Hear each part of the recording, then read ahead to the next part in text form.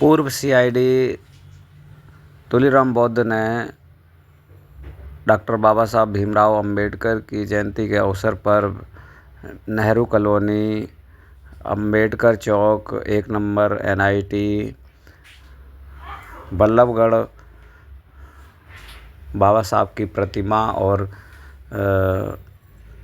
आशियाना में पहुंचकर जनसमूह को संबोधित किया। इस अवसर पर उन्होंने विभिन्न जो समाज को विभिन्न प्रकार के जो व्यथाएं हैं उनसे बचने के लिए विशेष निर्देश दिए और इस अवसर पर जगह जगह उनका स्वागत हुआ। कहीं पगड़ी पहनाई गई तो कहीं फूल मालाओं से स्वागत किया। तुलीराम बौद्ध जी बहुत ही क्रांतिकारी और एक मार्गदर्शक कवि भी हैं, तो उन्होंने विभिन्न प्रकार के निर्देश दिए समाज के उत्थान के लिए। संकल्प लेते हैं कि आज के बाद हम आपस में कभी नहीं झगड़ेंगे और जितने भी हमारे आपसी मामले कोर्ट कचहरी में चल रहे हैं हम उनको आपसी बैठ करके उनको सुलझाएंगे, क्योंकि ना आपकी कोर्ट है, कोर्ट में आपके जज नहीं है, हाई कोर्ट सुप्रीम कोर्ट में जज नहीं है। जब वहां हमारी हिस्सेदारी नहीं है तो हमको न्याय नहीं मिलेगा। इसलिए हम को तो वहां पनिशमेंट रखा जाता है। अभी तक का इतिहास बताया जाता है कि जितनी भी जेलों में लोग हैं उनमें 95% SC, ST, OBC और माइनॉरिटीज के लोग हैं। जब वो लोग मर्डर कर देते हैं, कंप्रोमाइज हो जाता है, तो उनके कंप्रोमाइज को कोर्ट भी एक्सेप्ट कर लेती है।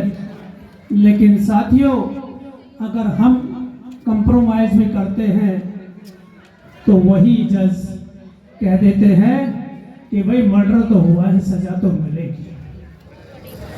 जब हमारे साथ अत्याचार होता है तब ऐसा नहीं होता, लेकिन जब हम आपस में ऐसा करते हैं तो हमें आपस में बैठ करके सभी आपसी मामले खत्म करने हैं। उसके लिए हम यहाँ संकल्प लें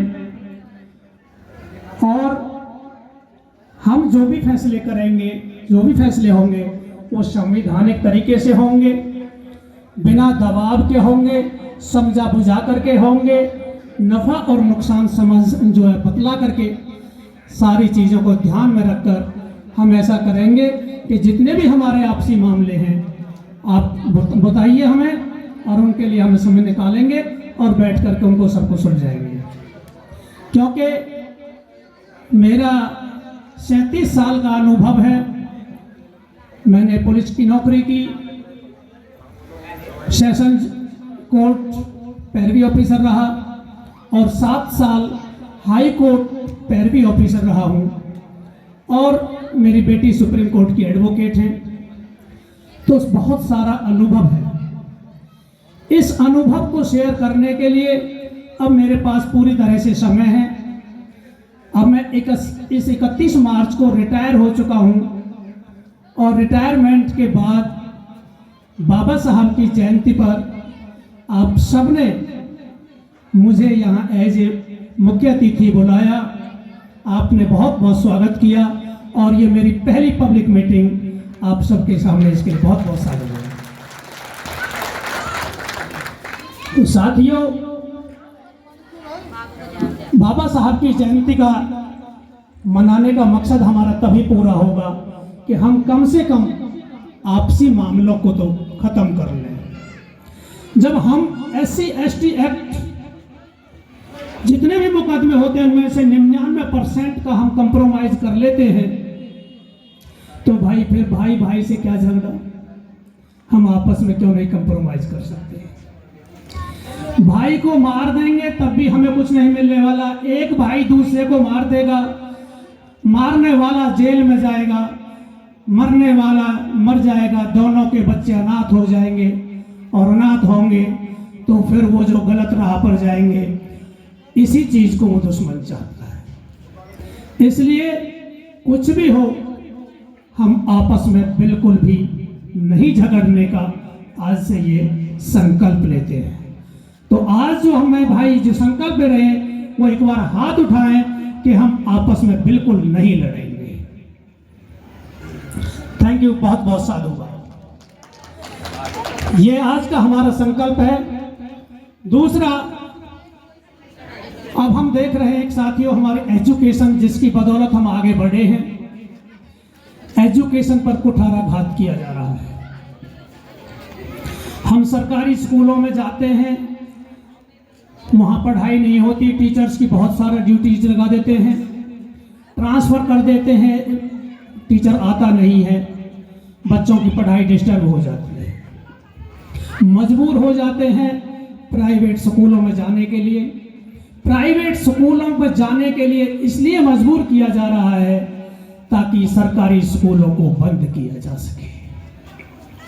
साथियों, जब तक सरकारी स्कूल हैं तब तक आपको सम्मान भी मिलेगा, आपके बच्चों को पढ़ाया भी जाएगा प्राइवेट स्कूलों में, क्योंकि वो चाहते हैं कि सरकारी स्कूलों में बच्चे नहीं जाएं।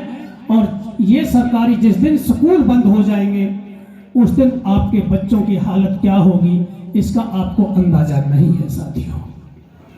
इसलिए हमें इस पर भी काम करना होगा। हम अपने बच्चों का एडमिशन सरकारी स्कूल में कराएं।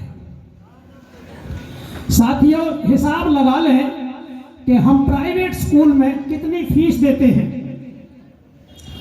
उस फीस में से भी 100 रुपए अपने घर में बचा लो, बाकी पैसे के लिए हम यहां टीचर अरेंज करेंगे।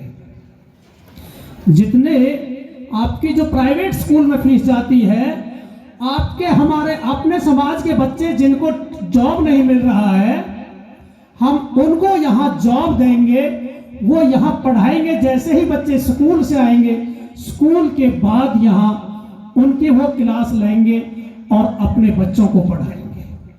उससे हमारा सारा काम सॉल्व हो जाएगा कि सरकारी स्कूल